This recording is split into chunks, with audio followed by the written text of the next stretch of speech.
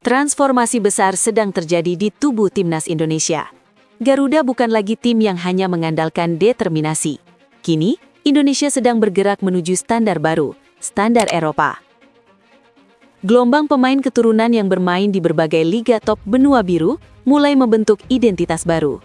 Postur lebih ideal, tempo permainan lebih cepat, visi bermain lebih matang, dan yang terpenting, kualitas lini depan yang kini terasa sangat berbeda. Dan kini, muncul satu pertanyaan besar yang menggugah rasa penasaran seluruh pecinta sepak bola tanah air. Formasi ideal, 3-4-3 atau 4-3-3 hybrid. Dua formasi paling cocok untuk mengakomodasi gaya permainan para penyerang Eropa adalah 3-4-3 atau 4-3-3 hybrid. STY menyukai sepak bola dengan intensitas tinggi, pressing cepat, transisi agresif, dan serangan yang langsung mengarah ke jantung pertahanan lawan. Dengan formasi ini, Indonesia bisa melepaskan tekanan cepat dari kedua sayap, mempercepat aliran bola dari tengah ke depan, membangun serangan balik yang jauh lebih terstruktur dan mematikan. Inilah bentuk sepak bola modern, dan inilah yang membuat trio penyerang ber-DNA Eropa mulai terlihat sangat ideal. Trisula Maut lini depan. Jika komposisi lini depan diisi pemain yang merumput di Eropa, maka inilah tiga pemain yang menjadi tumpuan utama. Ragnar Oratmangon, sayap kiri. Ragnar adalah pemain yang memiliki kombinasi teknik dan kekuatan fisik. Kemampuannya dalam ball holding, ketenangan ketika ditekan, serta visi mengirim umpan kunci membuatnya menjadi mesin kreativitas di sisi kiri.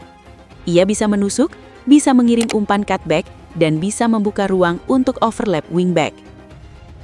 Ole Romeni atau Rafael Struwik, penyerang tengah.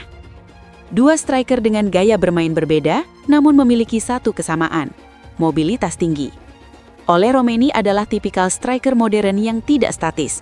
Ia rajin menjemput bola, menghubungkan permainan, dan mencari ruang di lini belakang. Rafael Struwik, meski kini bermain di Australia, tetap membawa DNA sepak bola Belanda. Ia cepat, gesit, dan punya penempatan posisi yang sangat efektif. Keduanya cocok sebagai target sekaligus pemicu pressing di lini pertama. Eliano Reinders, sayap kanan. Di sisi kanan ada Eliano Reinders, pemain muda dengan kecepatan eksplosif. Ia ahli dalam duel 1 lawan 1, mudah melewati lawan, dan fleksibel berpindah posisi. Eliano adalah tipe winger modern yang mampu melakukan penetrasi, memotong ke dalam, hingga menciptakan peluang untuk dirinya sendiri. Trio ini bukan hanya cepat, bukan hanya kuat, tapi memiliki pemahaman taktik yang dibentuk langsung dari kultur sepak bola Eropa. Keunggulan strategis lini depan berbasis Eropa. Mengandalkan pemain yang sehari-hari berlatih dan bertanding di lingkungan sepak bola Eropa, memberi Indonesia keunggulan yang tidak kecil. Ketahanan fisik dan high pressing. Mereka terbiasa bermain dalam tempo tinggi selama 90 menit. Ini membuat pressing Indonesia bisa dilakukan lebih lama, lebih konsisten, dan lebih terorganisir. Visi bermain dan keputusan cepat. Dalam situasi serangan balik, mereka tahu kapan harus melepas bola, kapan harus dribbling, dan kapan harus menarik tempo. Game intelligence seperti ini sangat mahal harganya di sepak bola Asia. Efisiensi bola udara. Dengan postur lebih menjulang, mereka tidak hanya berbahaya dengan bola bawah, tetapi juga menjadi ancaman besar dalam set piece. Situasi bola mati sering menjadi penentu pertandingan penting, dan Indonesia bisa mendapatkan keuntungan besar dari sini. Peran lini tengah, pelayan dalam sistem Eropa. Trio lini depan tidak akan berarti tanpa suplai bola yang tepat, dan disinilah peran dua pemain kunci menjadi sangat vital. Tom Haye, Almera City. Dijuluki The Professor, Haye adalah arsitek permainan Indonesia. Akurasi umpan jarak jauhnya mampu membuka ruang yang tidak terlihat oleh pemain lain. Ragnar dan Eliano akan sangat diuntungkan oleh visi umpan kelas Eropa ini. Nathan Chua Oan, Swansea City.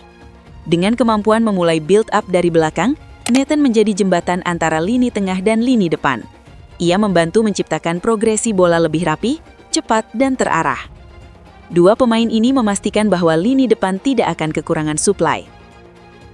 Dari gengsi menjadi kebutuhan. Lini depan full Eropa bukan soal pencitraan, bukan soal menunjukkan bahwa Indonesia kini punya banyak pemain keturunan. Ini tentang kebutuhan untuk bisa bersaing di level tertinggi. Kualifikasi Piala Dunia, Piala Asia, hingga panggung besar Asia Tenggara. Dengan teknik tinggi, visi bermain matang, dan disiplin taktik ala sepak bola Eropa, sektor serangan Indonesia kini tidak lagi bisa dipandang sebelah mata. Dan ketika trio Eropa ini menyatu dalam satu garis serang, maka Garuda akan terbang lebih tinggi dari yang pernah kita bayangkan.